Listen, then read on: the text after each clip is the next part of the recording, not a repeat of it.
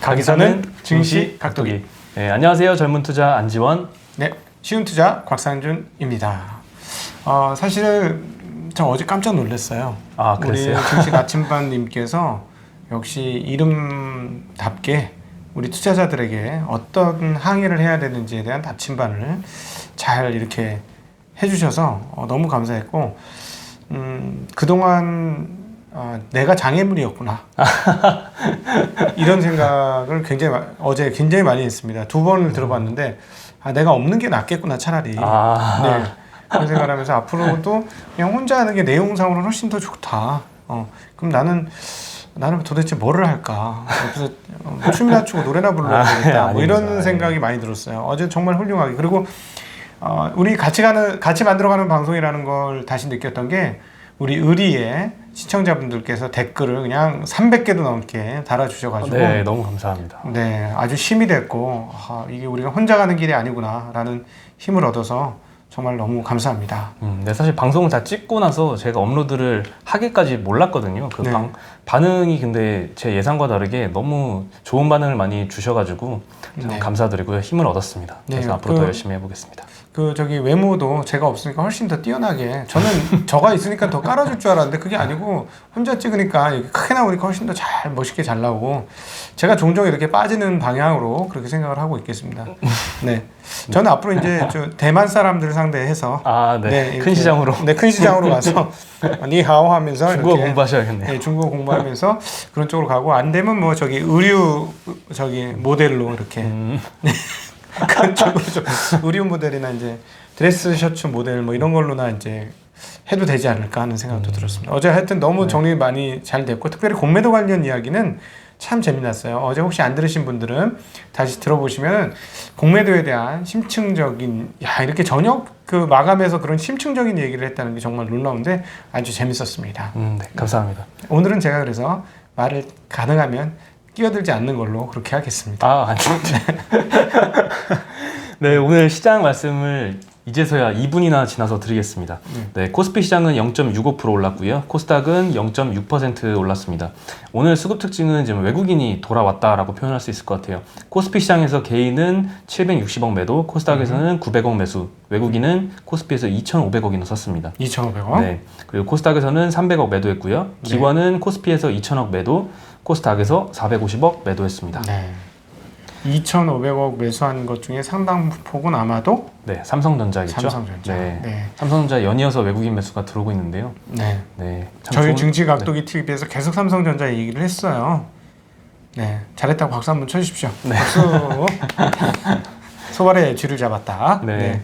그리고 얼마 전에 저희가 좀 얘기를 말씀드렸던 게 있는데, 이 코로나 사태 때문에 눌려 있었던 주식에 대해서 이제 주목을 슬슬 해야 될 것 같다라고 말씀을 드렸었는데, 오늘 좀 첫 발을 뗐지 않았나 싶은 생각이 들었어요. 오늘 항공주들이 좀 반응이 괜찮았는데요. 진에어 8%, 티웨이 항공 5%, 제주항공 5%, 한진칼 4%, 대한항공 3% 이렇게 올랐는데요. 좀 노선 운행을 재개한다는 소식이 좀 들려오고 있어요. 티웨이 항공도 코로나 진원지였죠. 이제 우한 노선을 운행 재개한다라고 했고요.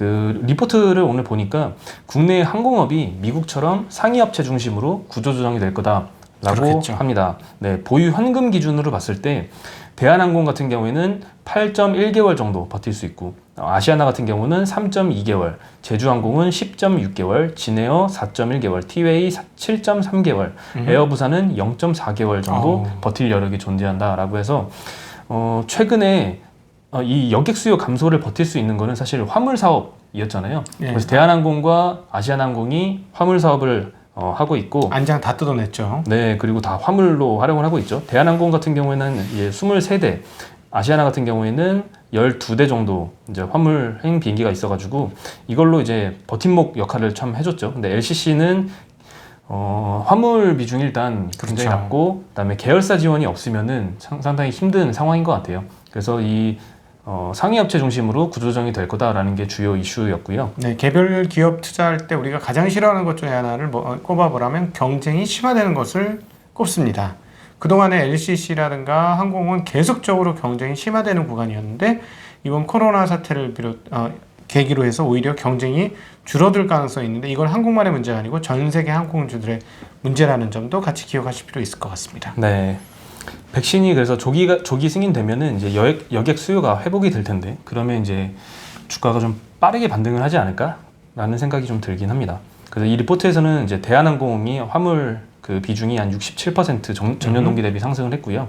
아시아나 같은 경우에는 27% 상승해서 대한항공을 목표 주가 상향을 시켰더라고요. 네. 네. 그리고 이제 백신 얘기도 우리나라에서 좀 나오기 시작했는데요. 정부에서 3천만 명분 백신을 선구매하겠다. 그래서 네. 1,700억 정도 자금을 집행하겠다고 했고요. 10월에 접종할 계획을 수립하고 있습니다.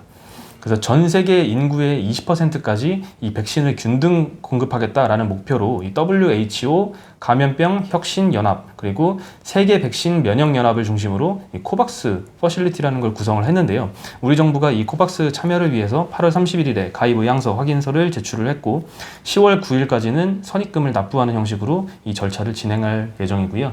이 코박스 퍼실리티를 통해서 1,000만 명분의 백신을 확보하겠다라고 계획을 하고 있고 또 이 이외에도 나머지 2천만 명분은 아스트라제네카, 노바백스, 화이자, 존슨앤존슨, 모더나 등 이렇게 개별 기업들하고 접촉을 네. 하고 있습니다. 네. 오늘 저도 차 타고 라디오를 들었는데 한국의 혈장 치료제를 위해서 혈장이라고 하죠. 그것을 네. 이렇게 추출을 한다고 하더라고요. 근데 많은 분들이 걸렸던 많은 분들이 자기 혈장을 주겠다고 하는 모습을 보면서 정말 한국 국민들의 어떤 위대함 이런 것들을 한번 새삼 느끼는 그런 시간이 있었습니다. 여기서 이제 우리가 금융 IQ까지만 높아지면은 진짜 따라올 수 없는 강력 물론 뭐 혼자 달리려고 하는 게 아니라 남 도와주려고 홍익인간의 자세로 우리가 금융까지 잘하면 정말 좋지 않을까 하는 생각도 더불어 해보았습니다. 네. 그리고 요즘에 장외 시장에 대해서 가끔 말씀을 드리는데 카카오뱅크가 요즘 굉장히 핫한 것 같아요. 오늘도 시장에 영향을 굉장히 많이 줬는데요. 카카오뱅크의 지분을 갖고 있는 한국금융지주 4% 올랐고요. 장중에는 14%까지 올랐었습니다. 네.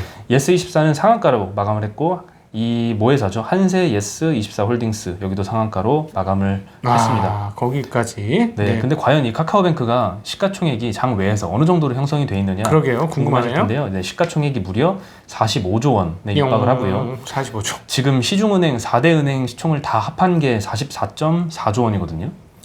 이걸 뛰어넘었습니다. 야, 이거 한국판 테슬라네. 네, 네, 그렇죠. 그렇게 볼 수 있겠죠. 네, 한국판 테슬라가 자동차 업체 막 다 합쳐서 시가총액인데, 야, 네. 네, 이 카카오뱅크 같은 경우에는 하반기 IPO 사전 준비 작업에 착수할 예정이고요.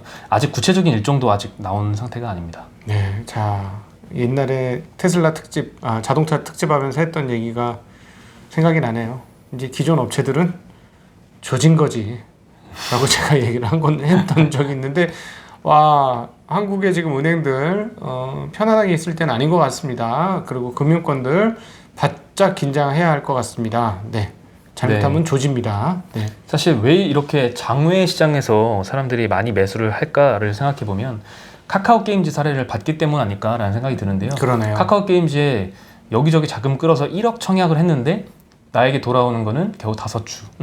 수익이 나도 뭐 한 10몇만 원 벌까? 이 정도에 그쳤잖아요. 이 경험을 하다 보니까 이미 상장이 된 이후에는 먹을 거리가 없구나라는 걸 깨달았고 이제 장외 시장으로 상장 이전부터 나는 비싼 가격이지만 사겠다라고 해서 더 뛰어든 게 아닌가 싶습니다. 그럼에도 불구하고 주의는 하셔야 될 것 같습니다. 가격이 싼 거 같지는 않습니다. 네, 19년도 영업이익을 보시면은 130억 원이었거든요. 올해는 아직 1년치 실적이 얼마 나올지가 참 궁금하긴 한데 이 작년 실적을 비교를 해보면 상당히 45조 원의 시가총액을 합리화할 수 있을까 좀 의문이 들긴 합니다. 네, 네. 은행은 규제 사업이라고 저희는 생각을 하고 있습니다. 그래서 이 규제가 얼마나 풀리느냐에 따라 달라지긴 하겠습니다만 규제 사업이라는 건 모든 은행에 동일하게 규제가 적용된다는 얘기이기도 합니다. 그것까지 감안하시면 좋을 것 같습니다. 네. 그리고 이제 LG화학 소식인데요. 아마존의 물류 로봇에 배터리를 공급한다라는 소식입니다. 이 아마존 물류 자동화 로봇에 들어가는 이 배터리를 2023년부터 공급할 예정이라고 하고요. 사실 아직은 조금 먼 얘기이긴 하잖아요. 근데 유통 공룡인 이 아마존을 고객사로 확보했다는 데 좀 의미가 있는 것 같습니다. 네네. 지난 2012년부터 아마존은 물류 자동화 로봇을 개발한 이 키바 시스템즈 여기를 8천억 원을 주고 인수를 했거든요. 예. 그리고 이 로봇이 어떤 역할을 하냐? 창고에서 사람 대신 물건을 옮겨주는 역할을 합니다. 자동으로 왔다 갔다 예. 하면서 지 마음대로. 동영상을 보면 와 정말 깜짝 놀랄 정도. 사람 막 피해 댕기고 그렇죠. 네. 네. 현재 4만 대를 아마존에서 운용을 하고 있고요. 네, 이 아마존이 공급하는 배터리는 테슬라에 공급하는 이 원통형 배터리 같은 네. 배터리가 들어갑니다. 네, 그래서 이제 모든 물류 회사들이 이제 아마존만의 이야기가 아니고 이 경쟁력을 잃지 않으려면 이 물류 로봇을 아마 도입을 해야겠죠. 네. 그리고 배터리가 또 필요할 것이고요. 음흠.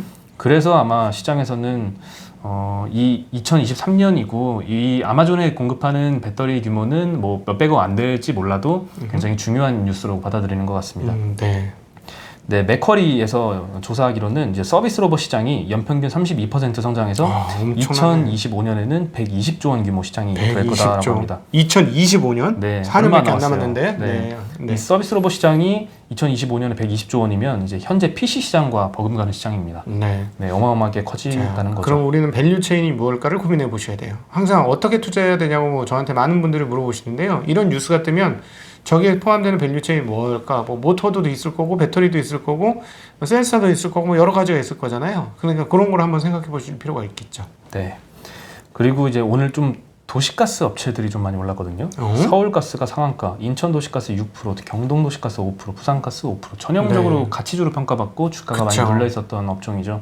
이제 한국에너지기술연구원이 기존 도시가스 파이프라인 활용해서 수소를 생산할 수 있는 기술을 이제 국산화했다, 성공했다라고 발표를 했고 이게 뉴딜 정책 수혜와 연결이 되면서 이렇게 오늘 반응이 좋았던 것 같습니다. 네. 네, 그리고 카카오 게임즈. 아까는 카카오뱅크였고 이번엔 또 카카오 얘기인데요. 카카오 네. 게임즈가 따상상을 기록 후 이제 마이너스 9%, 오늘은 마이너스 8.5% 이틀간 떨어졌습니다. 네. 그리고 계속 개인만 매수를 하고 있더라고요. 실적을 분석할 때가 된 것 같습니다. 네. 네. 카카오 게임즈의 실적을 상장된 이상 냉정한 대우를 받을 수밖에 없기 때문에 실적에 대한 고민도 시작해야 될 때가 아닌가 싶습니다. 네. 그리고요 오늘부터 화웨이 반도체 구매가 금지가 되죠. 네, 그런데 위챗 같은 경우에는 조금 더 기간이 남아 있습니다. 20일부터 위챗과 관련된 이제 거래가 모두 금지가 되는데요. 아직 저번 방송에서도 한번 7월달이었나요? 한번 말씀을 드렸지만 그때와 지금이나 다를 바가 없는 게 그 위챗을 이제 애플 앱스토어에서 다운로드 못 받겠다라고 했는데 그게 미국에 한정된 앱스토어만의 문제인지 아니면 중국에 있는 현지 애플 앱스토어까지도 막을 것인지는 아직 결정은 안 났고요. 사실 위챗을 이용하는 중국인이 11억 명이나 되더라고요. 그러니까 중국에서 못 팔면 아이폰 안 팔겠다는 그쵸. 얘기인데. 그래서 저번에 한번 어떤 리서치 업체가 예, 발표하기로는 만약에 중국에서까지 금지하면 애플의 판매량은 한 25에서 30%까지 줄 것이다 라고 이제 결과를 발표했었죠. 그렇게 되면 정말 국내 애플 벤더들이 타격을 많이 받을 텐데요. 사실 거의 대부분의 업체들이 소속이 되어 있는 것 같아요. 삼성 디스플레이, LG 디스플레이, LG 이노텍, 그렇죠. BH, 하이비전 시스템 모두가 타격의 대상권에 뭐 속해 있죠. 스마트폰 만드는 삼성향만 빼고는 다 타격을 받는 거죠. 삼성향은 오히려 조금 좋아져요. 온리 삼성향은 좋아질 수도 있는 거죠. 네. 근데 대형 업체들 중에서는 온리 그런 데가 별로 없어요. LG, 이노텍, 삼성 전기 다 애플하고 관계가 있는, 삼성 디스플레이까지, 삼성 반도체도 다 관계가 있는 걸로 알고 있습니다. 그래서 텐센트 같은 경우에는 어떻게 반격을 하고 있느냐? 반격이라고 하긴 좀 그렇지만 대응은 이제 최근에 미국 하원 외교위원장 출신을 로비스트로 영입해서 이 제재에 맞설 준비를 하고 있다고 하고요. 그 저번에 사실 이거 말씀드렸을 때 제가 봤던 댓글 중에 하나가 안드로이드는 이 애플 앱스토어하고 앱스토어처럼 이제 미국 회사고 구글에 운영하에 있잖아요. 근데 여기도 금지가 되어야 되는 거 아니냐라는 질문이 있었어요. 네. 그래서 찾아봤는데요. 안드로이드도 영향권이 맞습니다. 근데 이제 안드로이드의 특징은 안드로이드 메인 그 플레이스토어 어플에서 막을 수는 있지만 서드 파티 스토어라고 하죠. 뭐 삼성 앱스토어 이런 데서는 이제 경로를 우회해서 다운을 받을 수가 있거든요. 네. 그래서 사실은 이제 제재의 영향권에는 없다라고 보는 게 맞을 것 같고요. iOS 이 애플의 운영 체제를 쓰는 이 애플 아이폰 같은 경우에는 애플 앱스토어에서 금지가 되면 방법이 없습니다. 네. 네. 참고하시면 좋을 것 같습니다. 그리고 마지막으로 이제 니콜라 관련된 소식인데요. 어저께도 네. 잠깐 말씀을 드렸지만 어저께는 사실 이렇게 마무리를 드렸어요. 사기 의혹 리포트에 대해서 회사가 아직 공식 발표를 내놓지 않았다. 네. 근데 이젠 내놨습니다. 뭐 부인은 했겠죠, 당연히. 네. 부인 안 하면 죽는 상황인데. 제일 중요한 거는 그 2018년에 도로를 주행하는 그 비디오 조작 사실. 그 진짜 비디오 조작 관련되어 맞아요? 있는데 요거는 부인을 했습니다. 조작 안 했다라고 부인을 했는데 움직이지 않았다는 사실은 인정을 했어요. 무슨 카메라만 말이냐? 움직였나? 예, 그래서 트럭을 그 언덕 위에서 굴렸다는 의혹이 제기가 됐잖아요. 그거 맞다는 얘기네. 그거를 안 굴렸다라고 얘기는 안 하고 3년 전 영상으로 비판하는 것은 부적절하다라고 답변을 했어요. 3년 전. 그러면서 그때 테슬라는 네. 돌아갔는데 차가 굴러갔는데 3년 전에. 네, 그렇죠. 근데 트럭이 자체 추진력으로 움직인다고 밝힌 적은 없다. 3년 전 영상은 개발 완성되지 않은 시제품이다라고 주장을 했어요. 예. 이 말만 들었을 때는 조금 저는 3년 전에 어이가 우리 없더라고요. 3년 전에 네. 우리는 PPT 업체였다. 네. 그런 거지. PPT 네. 업체였다. 지금은 아니다. 그럼 결국 굴린 게 맞다는 뜻인가요? 땡겼겠지. 그렇죠. 굴림을 위험하니까 땡겼겠지. 네, 그렇게 네, 주장을 해서 사실 시장도 여기에 대해서 신뢰를 당연히 못했겠죠. 그래서 지금 장후로 마이너스 8% 기록을 했습니다. 네. 아, 이거 참 잘 풀려야 될 텐데 걱정이네요. 네. 네, 우리나라 그 국민들도 많이 투자를 했던 것 같아요. 네. 미국이 큰 시장이고 그렇지만 미국이 모든 게 선진적이고 모든 게 다 정확하고 맞는 건 아니라는 점도 꼭 기억해 주시면 좋겠습니다. 미국도 주식시장에 이상한 일이 많이 벌어지고 오히려 더 많이 벌어지기도 한다는 점도 기억해 주셨으면 좋겠습니다. 그만큼 시장이 크니까. 예, 그러니까 별별 놈들을 다 있어요. 네, 별별 일도 다 있고 하루에도 주가가 100%씩 올라오고 오늘도 저기 네, 이노 얘기가 나오면서 이노뮤 뭐였죠? 이노미가 아니고 이노뮤. 네, 이름 되게 어려워요. 네, 이노뮤 이런 회사가 100% 올랐어요, 주가가. 네. 근데 인수가가 사실 전일 종가 대비해서 2배 가격이 형성이 돼 있어가지고 네. 그 정도 오르는 건 뭐 합당한 것 같습니다. 네. 네. 그럼 오늘 드릴 소식은 네. 여기까지. 뭐 오늘 요즘 굉장히 한국 시장 뜨겁습니다. 뜨거운데 참고로 저는 현금 비중을 조금 올리기 시작했습니다. 네, 남들이 좋고 저도 좋아요. 다 좋은데 좋을 때는 현금도 좋죠. 뭐 저는 그런 생각으로 현금 비중을 조금 늘리기 시작했습니다. 네, 사실 요즘에 현금 비중을 좀 늘리기 시작하시는 분들이 많은 것 같아요. 그 이유 중에 하나로 내일 있을 FOMC를 조금 FOMC에서 의식을 무슨 해서, 일이 있을 네. 가능성은 있죠. 네. 근데 그냥 넘어갈 거라고 생각했어요. 오늘 미국 시장 마감은 FOMC에서 여전히 비둘기적일 것이다라고 생각하고 그냥 그렇게 갔는데 네, 어떤 일이 어떻게 벌어질지는 가봐야 알죠. 지켜봐야겠죠. 네, 그 잭슨 홀 연설 이후에 언급이 된 것처럼 금융시장에는 별로 생각이 없고 메인스트리트 즉 실물 경제에 더 많은 방점을 둘 것이다라고 생각했을 때 과연 금융시장이 어떻게 움직일지를 잘 모르겠다는 거예요. 네, 그 부분은 좀 있는 것 같고요. 네, 한국 시장이 어디까지 갈지는 잘 모르겠습니다. 어디까지 갈지는 잘 모르겠습니다만 현금을 늘려도 비율은 잘 안 올라가요 요즘에. 그렇지 않습니까? 주가가 계속 오르니까. 그렇죠. 예, 주식이 계속 늘어나니까 현금을 분명히 현금을 그냥 그대로 들고 있었는데 현금 비율이 줄어들어. 어제 팔았는데 현금 비중이 늘었다 생각했는데 네, 별로 안 줄어들고. 늘었어. 별로 안 늘어요. 주가가 너무 많이 올라서 그런 상황들이 좀 있기 때문에 네, 현금도 좋은 종목이니까 그렇게 생각하시는 것도 나쁘지 않을 것 같습니다. 네, 네. 그러면 오늘은 평소보다 조금 빨리 인사를 네. 드릴 수 있을 것 같아요. 네, 네, 그러면 여기까지. 이거 정리도 안 하고 찍은 거야. 그래서 이렇게 감추고 있었어. 아, 그렇습니다. 네, 그럼 오늘은 여기서 인사를 드리겠습니다. 네, 안녕.